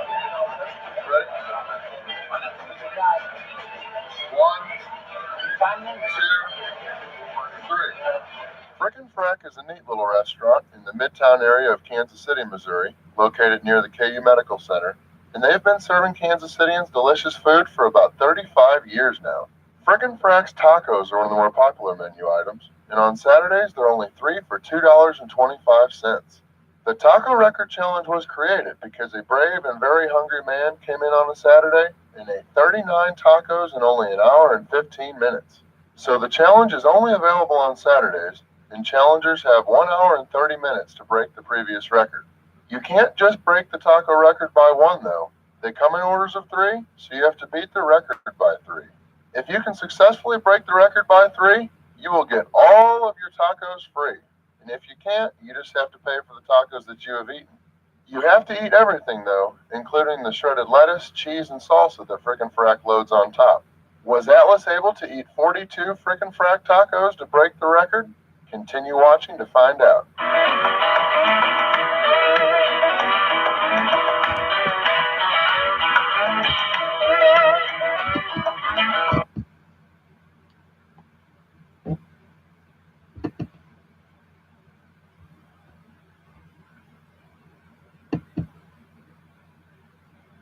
I say we try to, though, get him up on that side, right?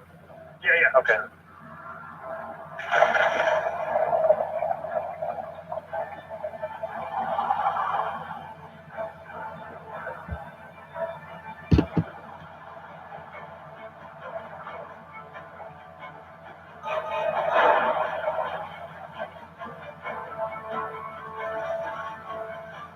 You always have one foot anchored where you can push away.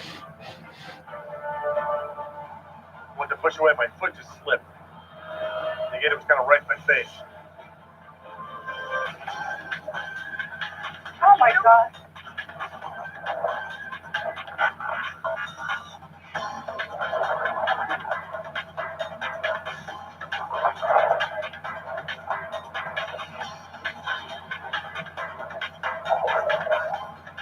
Easy.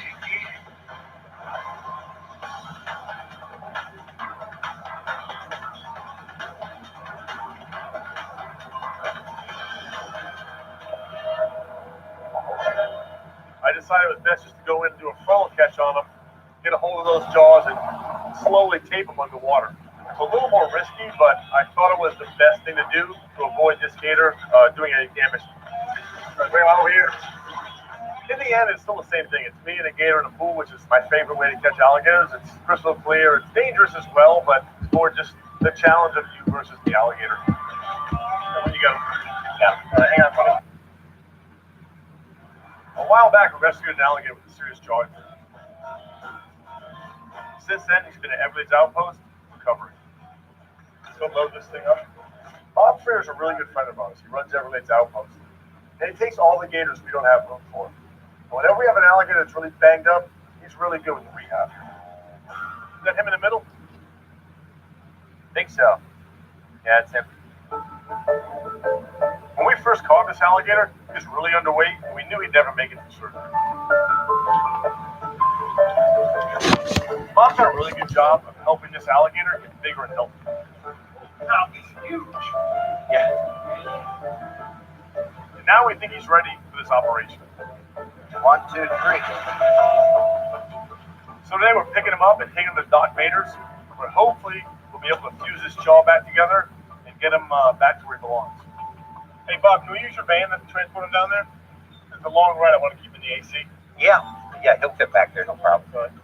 We're looking at a 2-hour drive down to the vet in Marathon Key, so we're going to try to keep him nice and comfortable in Bob's car. Let me know how we make up. All right. See you. I'll feel much better when the surgery's done and the gator is on the road to recovery once and for all. Let's take a look. Doc Bader's known probably worldwide. Yeah, he's a big boy. He works with all kinds of reptiles, amphibians, all kinds of animals in general. So when you get a guy who's only a couple hours away and you've got the opportunity to have him work on your animals, you'd be a fool not to use it. Last year we brought Doc Bader an injured alligator with an exposed leg bone. Take it. It's all yours. That surgery was very successful, and that gator went on to live a much healthier life. It's incredible how Mother Nature allows him to heal. Okay, look at it. Looks good. Did a great job. That's his tongue. Yep. He can stick his tongue out to the bottom of the jaw. The injury that went through his jaw sliced through the top tissue underneath the jaw and right to the base of the tongue. Half an inch over in either direction, it would have cut the muscle of the tongue and he wouldn't be able to use his tongue. We can fix this. What we're going to do is we're going to have to basically re-break it. We'll cut it, make some fresh bone edges here. Okay. And I think we'll be able to put a screw through there, one screw through here, some wires, and then we'll sew up the hole. Okay, it's just a little pinch, a mosquito bite. Here we go. Once we got him sedated, we were able to bring that split jaw gator into the operating room so we can start the surgery. I want you to give one good breath every 10 to 15 seconds, okay? Doing any surgery on an alligator where you anesthetize the animal is very risky. 1, 2, 3. Alligators can't breathe on their own when they're under sedation, so you gotta have the at least the bag in there. Otherwise, he won't breathe and he'll just die on the table. We're gonna need some power tools. Okay, you ready? If we can get this fixed and the gator makes it through surgery, he's gonna be much more comfortable for the rest of his life. Doc Bader took the saw, kind of cut the ends of that bone off to get some new fresh bone. It's always cool to kind of get your hands in there with Doc Bader, and that gator probably not going to be real happy with us the next few days, but after a while, I think he's going to be much better off.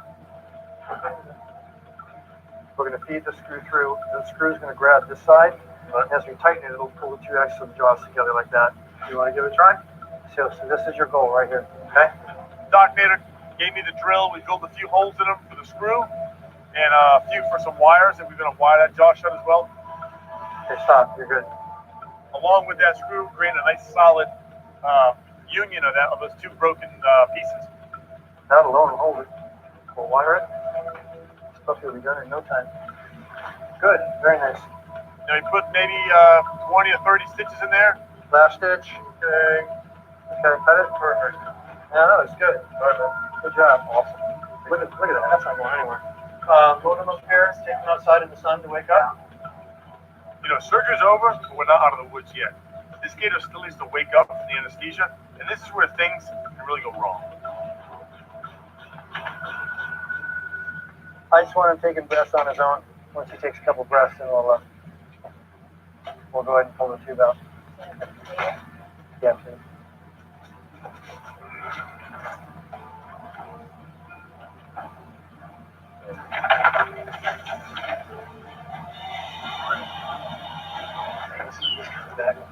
You're waking up, aren't you? Okay, good. He's coming around now, all right? Now the operation's over. It was very successful. That's awesome. That's way better as well. The sedation's wearing off. He's breathing on his own again. You guys, thanks for coming, Nelson. I really appreciate it for letting us come down. The final question now is, will he be able to heal up enough that he can eat in his own? So we'll take him back down to Bob Frias and check on him in a few days. In the meantime, we just hope for the best. Bye, Doc. Thanks.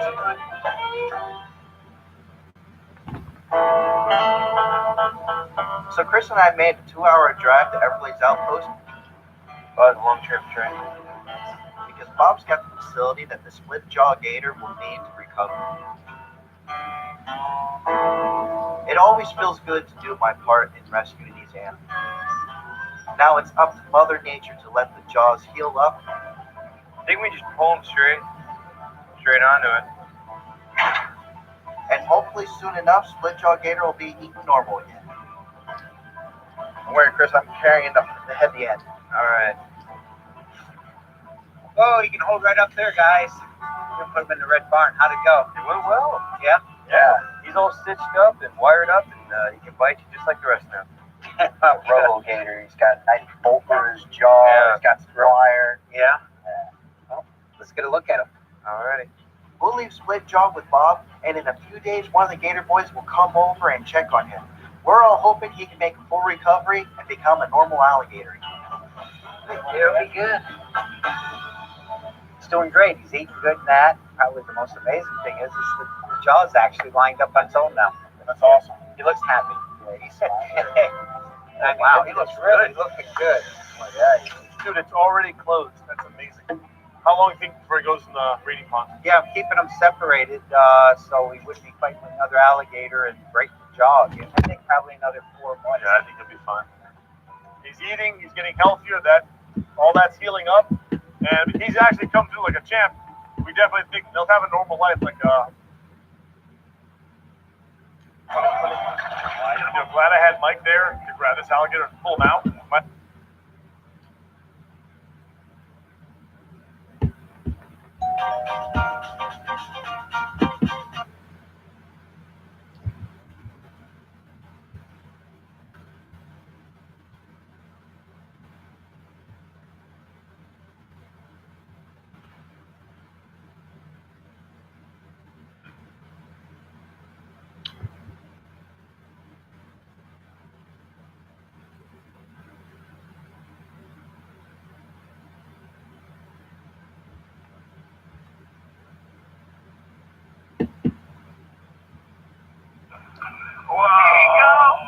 There you go, boy.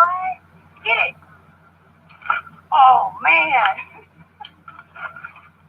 That's a big piece of chicken.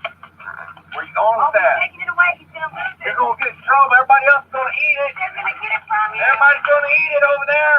Hey, guys. I'm Savannah. Hey, Donnie. Gosh, I'm Mike. I'm on staff. And this is our Thanksgiving vlog. We love Thanksgiving here at Gatorland. We are so appreciative to everyone, but most especially our alligators and crocodiles here at Gatorland. So we want to give back. We're going to give them all these turkeys and chickens and Cornish game hens, everything they can eat to some of the biggest crocodiles and alligators in the park. Let's get started getting these things out of the bag. Here we go.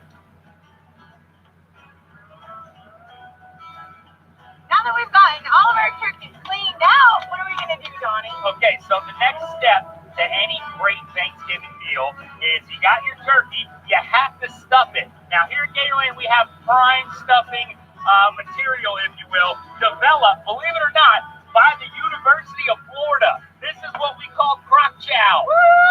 Yeah, we're going to stuff each one of these turkeys with as much crock chow as we can to make it extra special and bountiful for these alligators and crocodiles. So let's get to it.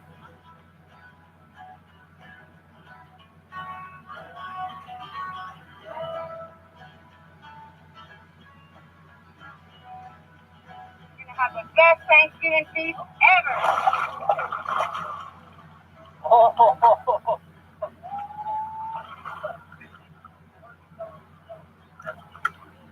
Oh, listen to that.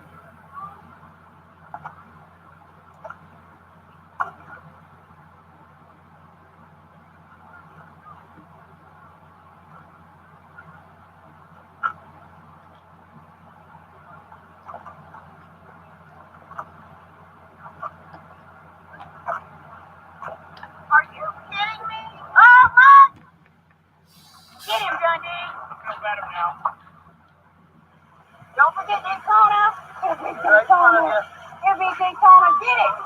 Good job. Oh, good job. You're gonna get it. You got it. You almost shared it, though. Come on, buddy. Come on, buddy. There you go. You got one. Oh, he shared it. Oh, he's gonna be so mad right now. Here comes my man. Here, my man. My man got one. Happy Thanksgiving. Happy Thanksgiving.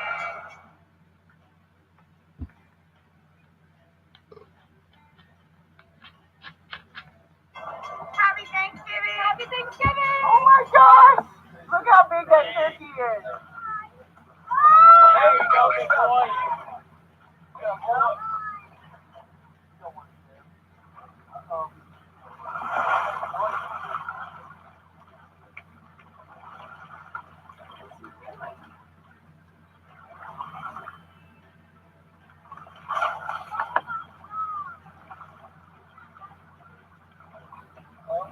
Uh-oh, buddy. Uh-oh.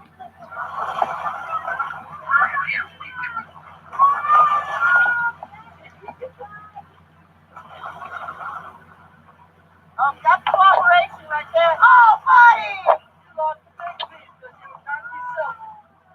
Buddy, you only got to win. Oh, look at that alligator. Who's that? I don't know, but that turkey's almost wrong. Why is the bird taking all of the food away? I don't know, because birds are crazy here at Gatorland. Did you ever play Angry Birds? Yeah. Yeah, it's like that for real here. You have fun? Yeah. Where are you from? America. That's right, sister. America. Woo! What are you doing, Johnny? I am feeding Chester. Look, Thanksgiving at Gatorland would not be complete Whoa! without this guy getting a giant turkey. You ready? Yep. Yes, sir.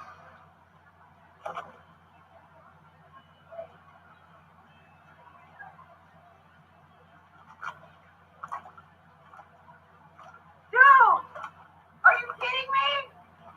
It took the crocodiles longer. Pile up. Better hurry. Pile up. Oh, what?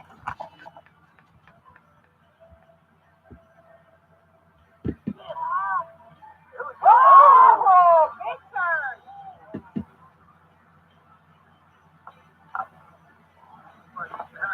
Oh, that's what it was. His mouth was dry. Huh?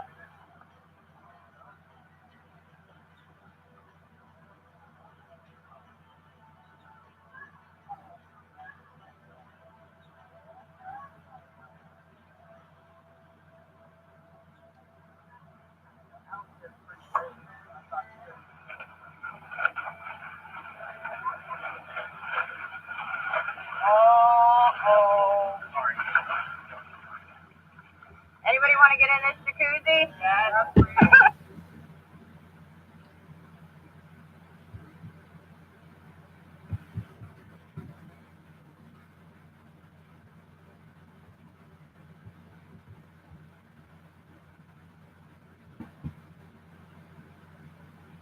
XL guys aren't built like everyone else. That's why DXL isn't built like any other clothing store, with sizes starting at XL, from Lacoste to Levi's, Brooks Brothers, and more. Built to fit, built XL, DXL. You see, once I became the WWE champion, I knew there'd be a target on my back. But who would have thought that target would have moved to somewhere else? But that's not what bothers me. I've been there. I know what it's like to want something so bad you'll do anything to get it. What bothers me is what happened after the match when Daniel Bryan kicks me in the face over and over and over and over again. To the point where I was not medically cleared to be in Survivor Series. I wasn't medically cleared to be in SmackDown Live this past week. I don't care if it's the new Daniel Bryan, the old Daniel Bryan. They have the same face to me, and I'm looking forward to smashing that face in. You know what? We don't have to wait to TLC. We can do this right here, right now.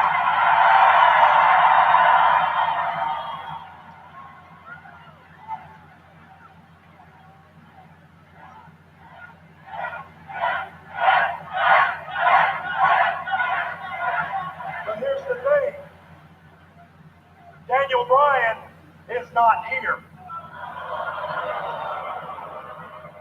And the live events we had this past week, he wasn't there. Sounds like to me someone has been watching Raw and getting ideas how they do things over there. But this isn't Raw. This is SmackDown Live, the house that AJ Styles built. Yeah, right. After John Cena And for had 371 days, I never missed a live event. I never missed a pay-per-view. I never missed SmackDown Live because I was the champ and this is where I belong. So Daniel, when you roll out of your little hyperbaric chamber and you rest up, make sure you're at TLC. And you can bring your dreams, you can bring your excuses, but most importantly, don't forget the WWE Championship because it belongs to me. It belongs to phenomenal AJ Styles.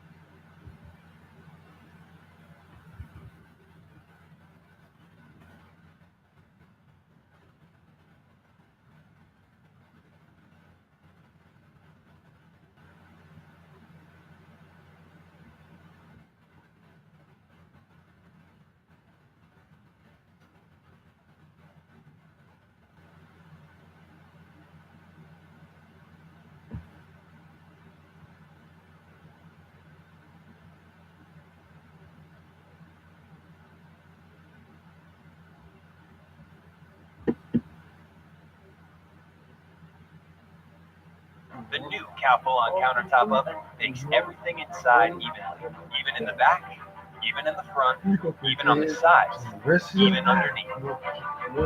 Even eating, even better results. And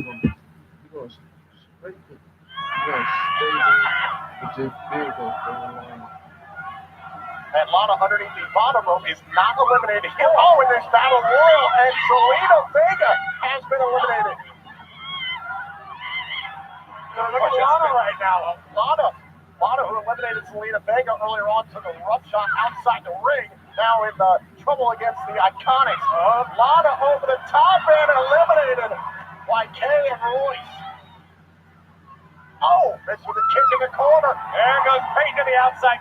Oh, the spinning back fist. Peyton Royce and Billy Kay in a bad way. I'm going to make a prediction. The Iconics are going bye-bye. Uh-oh. And there they go. God, I'm good. This one, boy. Could be sweet redemption for Carmella. She can win this battle royal. Oh. And now Asuka trying to light up Carmella here on the apron. I guess when in doubt, scream.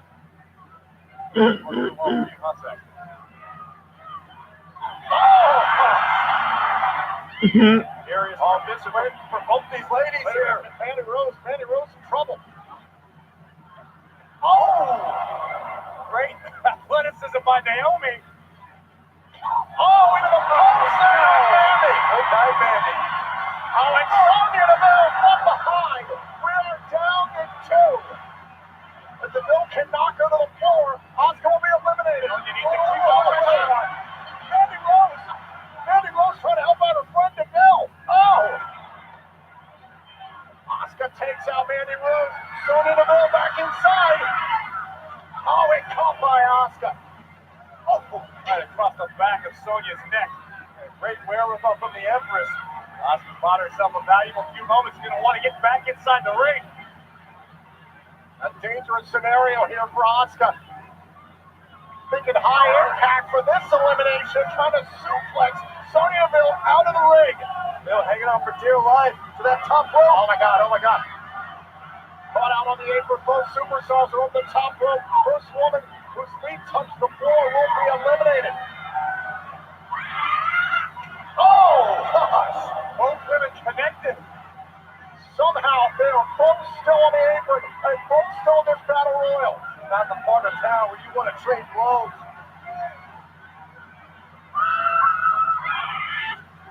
Oh, and the knee! Oscar has a SmackDown Women's title opportunity. Here is your winner, Asuka. Asuka is going to the TLC pay-per-view. She will join the match with Charlotte Flair and Becky Lynch for the championship.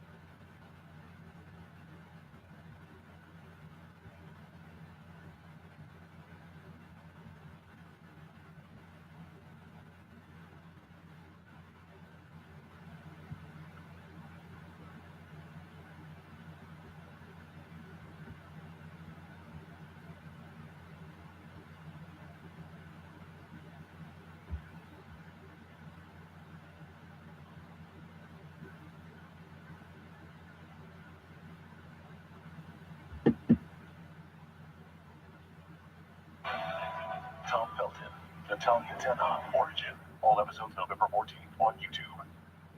Nick Wright, gentlemen, it's great to see you. You as well. We had more football last night, good football to talk about.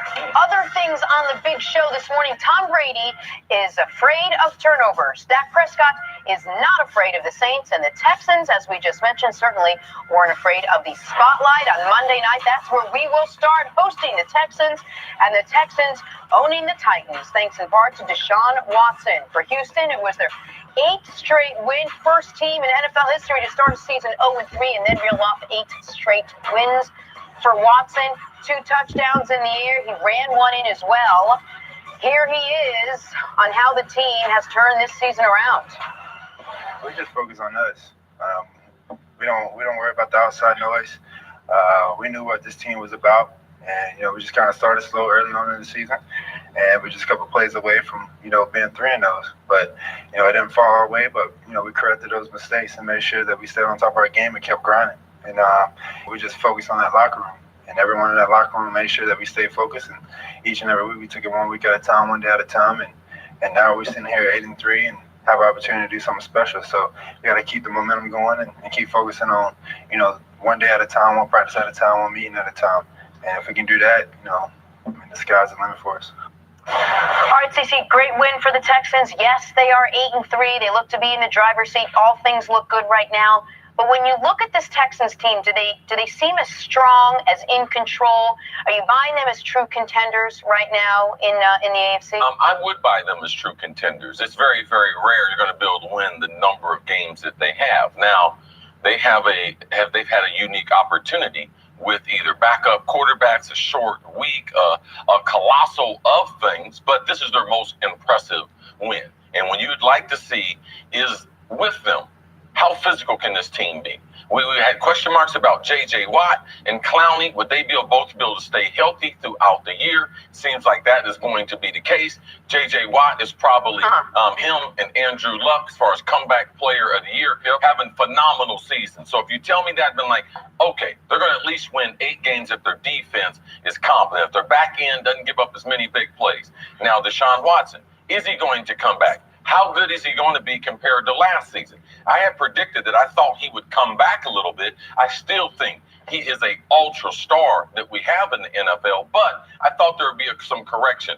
I'm worried about the loss of Will Fuller because I do believe that they're in consistent ability to get him deep, and his complementary speed and route running of the DeAndre Hopkins on the other side, I thought that was going to be lethal. I didn't believe in the offensive line. I'm starting to get more confidence in them after the tremendous performance that they had last night. Lamar Miller, their running back, man, he's had a bizarre career. No one in the history of the league has had 2 runs, 97 yards in the history of this league. It's 8th year in the league, but his consistency level has never been there. Right. Started off in Miami, has never been able to get ever since they paid him big money, going out and get him from the Dolphins, bringing him there to Houston. So I do believe that they are a contender.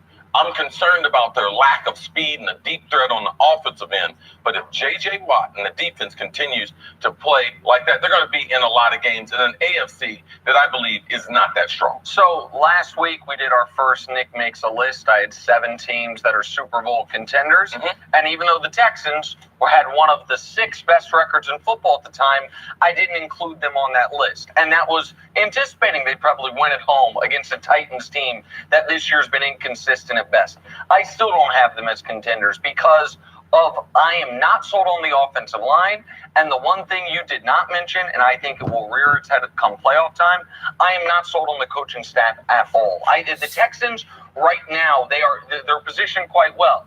Once the playoffs come around, they're a team that most likely, if they do hold on to win the division against the Colts, they could be facing a Chargers team. I trust the Chargers far more than I trust the Texans. If they win their division and they could the second wild card team, that's probably going to be the Colts. I trust the Colts and what they're doing more. Not to mention, obviously, I trust the Patriots, the Steelers, and of course the Chiefs more. I think the Texans should get tremendous credit for not letting go of the rope after starting 0-3, for losing games the way they did, and then at the beginning of that winning streak, those were not overwhelming wins. They were back-to-back overtime wins, and then a last-second win against Buffalo.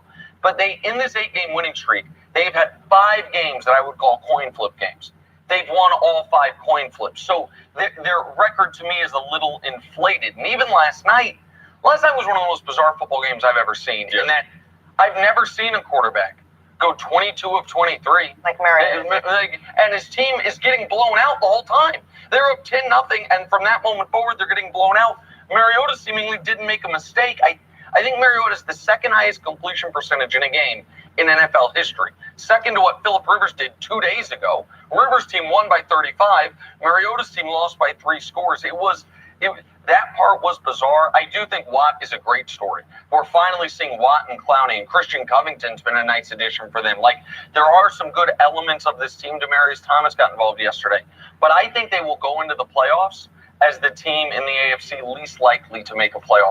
We talk about who you trust against other teams in the AFC. Let's talk about specifically. A lot of us didn't think that we were going to see the Deshaun Watson we saw last year. If this team was going to go far, he's going to have to be able to lead this team. Take a deeper dive. How much do you trust this quarterback to be able to, A, withstand anything else that's going to be thrown at him, and his offensive line to protect him, and then to move this team into the playoffs? Yeah, I do trust him. I do like the way they've game planned him, where he's a drop back quarterback, but they do call some things to utilize his overall athleticism. I think he's careful enough with his body. He is very, very aggressive, not playing timid after the knee injury. And a lot of people still have to realize, he injured his knee in practice. It's totally different when you get injured non-contact in practice compared to what the Philadelphia quarterback happened to Carson Wentz. With Carson Wentz. When you get smashed like that, the mental recovery is totally different. So what Deshaun is doing in year number 2, we knew he couldn't reach that level on a consistent level, but we wanted to make sure that he was close enough to that level. And I think that I have seen signs of that. Will Fuller's absent, it hurts, because what they do is they try to be physical in the running game, which leads to play action pass, which leads to deep shots down the field. And that's something he was very special. I don't think you can recapture the speed and the connection that they had earlier in their career with Demaryius Thomas, who's more of a possession receiver. And the numbers with Deshaun Watson and Will Fuller were out of this world. Last year, they played 4 games together. They had 7 touchdowns, but Will Fuller had 7 touchdown catches in 4 games with Deshaun Watson. He was continuing not quite that trajectory, but on that trend this year until he got hurt. So it is a huge loss for them. My worry about Deshaun Watson is their inability to protect him. And yesterday, he was dynamic with his legs. 9 carries, 70 yards, a touchdown. But when he's getting hit in the pocket, and he's also opening himself up to hits down the field running the football, even if he'd never been hurt, take the ACLs out of it, just as far as the ability to take NFL punishment. The Texans right now are paying the price they signed Brock Osweiler to get rid of him. They had to trade away a 2nd-round pick. They spent 2 first-round picks to get Deshaun Watson. They had a contract dispute with Dwayne Brown. They got rid of him.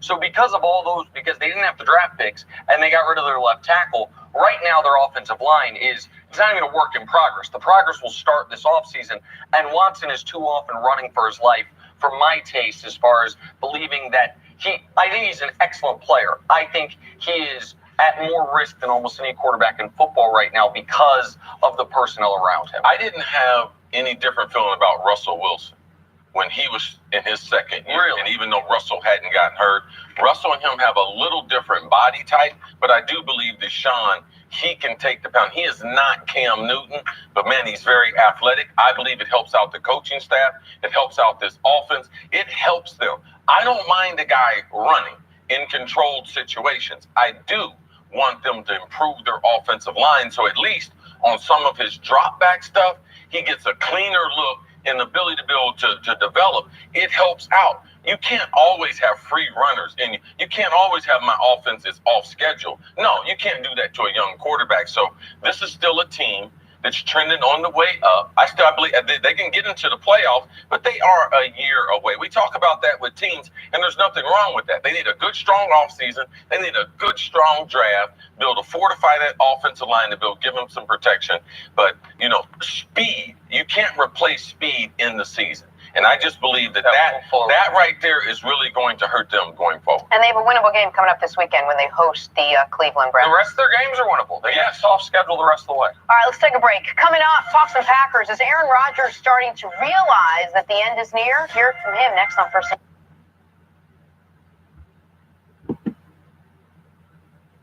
I just tried that Amazon hack that is all over the internet. I don't know if you guys have heard of it. It's called Would You Buy? And I actually kind of like it. So while I shop on Amazon. Thanks for listening to the Herd Podcast. Be sure to catch us live every weekday from 12 to 3 Eastern, 9 to noon Pacific on Fox Sports Radio and FS1. Find your local station for the Herd at foxsportsradio.com or stream us live every day on the iHeartRadio app by searching Herd. Now let's get this party started. You're listening to Fox Sports Radio. Here we go on a Tuesday. This is the Herd, wherever you may be and however you may be listening, live from Los Angeles, iHeartRadio, Fox Sports Radio, and FS1. 1 hour from now, our top 10 NFL teams, Herd Hierarchy. Leighton Vander Esch of the Dallas Cowboys is going to join us, Pacific Northwest kid from Idaho, who's hit it big. He's a star linebacker for the Dallas Cowboys. Joy Taylor, I didn't say the city. I was an undisclosed location. Missed yesterday's show. Got snowed in.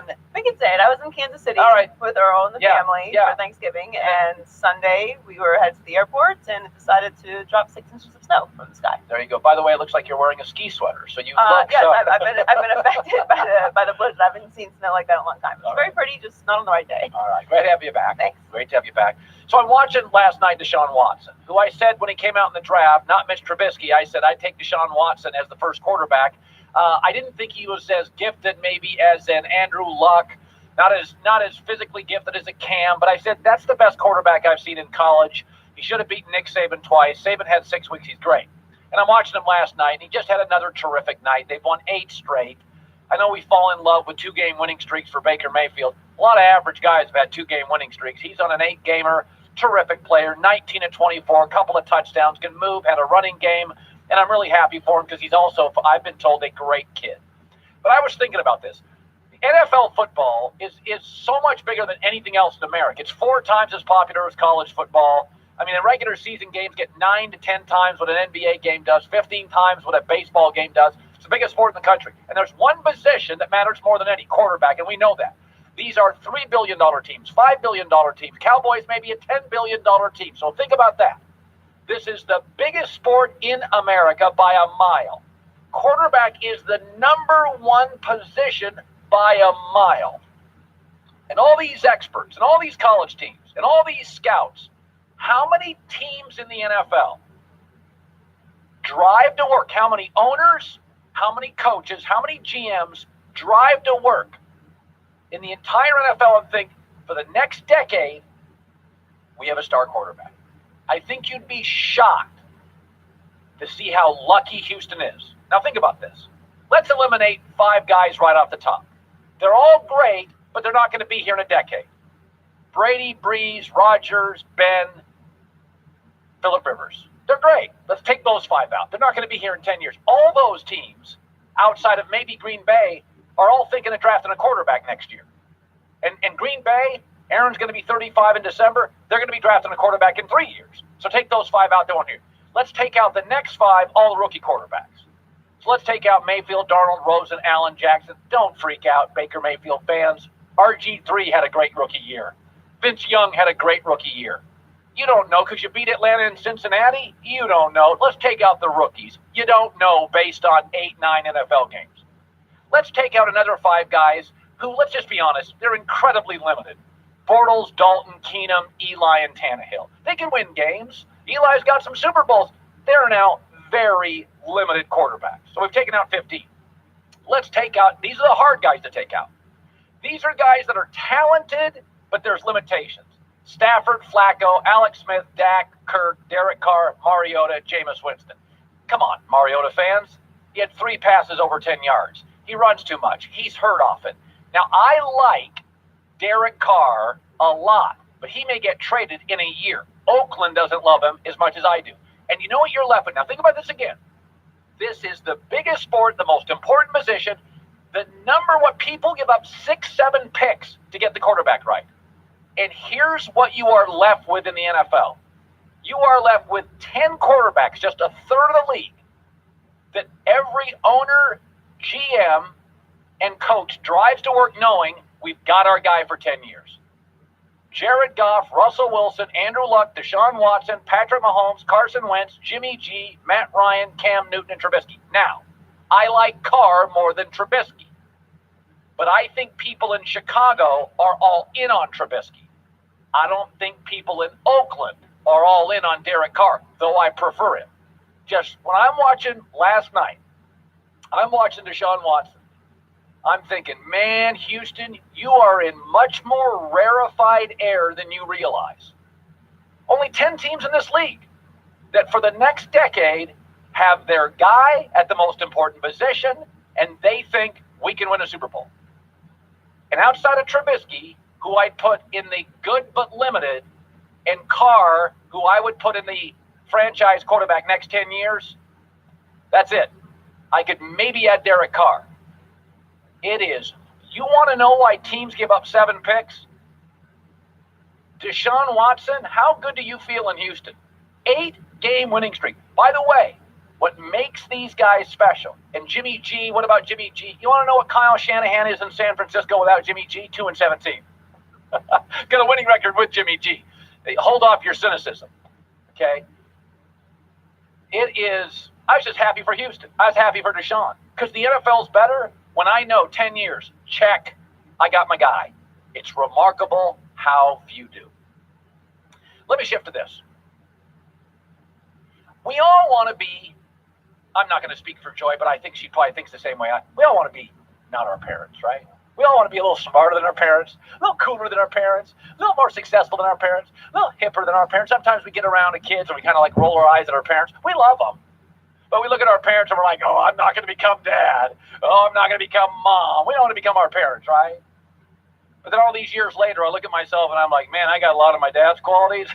I got a lot of my mom's qualities. We all become our parents. And Aaron Rodgers yesterday was talking about mortality. And I'm thinking about this. Aaron Rodgers would never want to be compared to Favre. Favre, Southern guy, rigid, stuttering through all those picks. I'm a lot smarter than Brett Favre. And Favre never thought.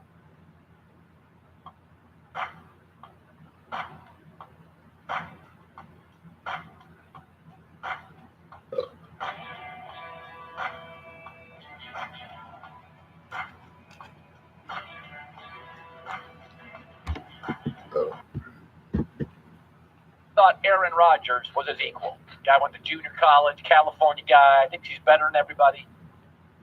They're becoming one another.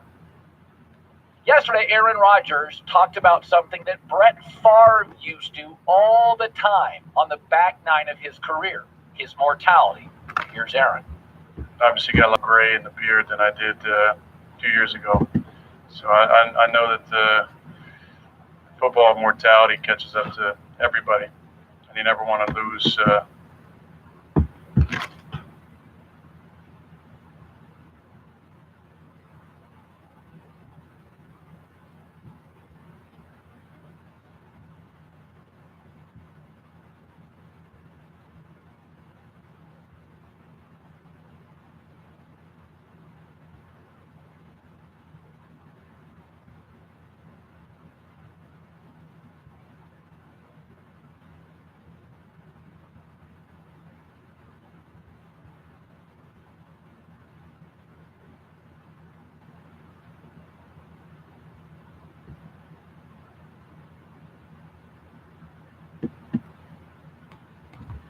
What are you doing with all of it? We're selling it. For little kids? Uh-huh. Don't miss NFL Game Day morning, Thanksgiving Day at 10 a.m. Eastern.